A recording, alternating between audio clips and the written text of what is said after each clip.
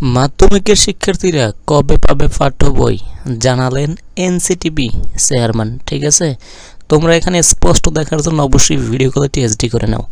এখানে কি বলছে দেখো, জানুয়ারির মধ্যে মাধ্যমিকের সব বিষয়ের পাঠ্য বই শিক্ষার্থীর হাতে পৌঁছে দিতে সহায়তা দেওয়া হচ্ছে বলে জানিয়েছে জাতীয় শিক্ষাক্রম এবং পাঠ্যপুস্তক বোর্ডের চেয়ারম্যান।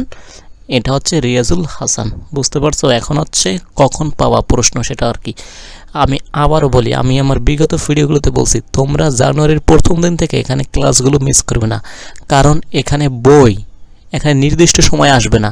এখানে জানুয়ারিতে এক এক সপ্তাহে, এখানে জানুয়ারির 5 তারিখ 20 তারিখ সেগুলো আমি সামনে বলবো, তারপরে তোমাকে আমি বলে দিচ্ছি।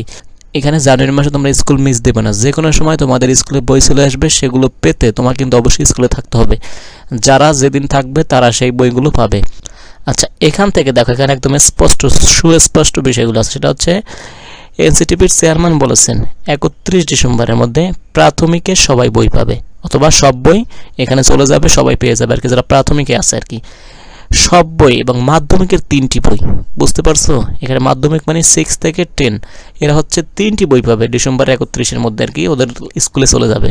তারপর 1 থেকে 10 জানুয়ারির মধ্যে মাধ্যমিকের আরও 5টি বই। বুঝতে পারছো? আবার 1 থেকে 10টা, কয়টা? 8টা যাবে।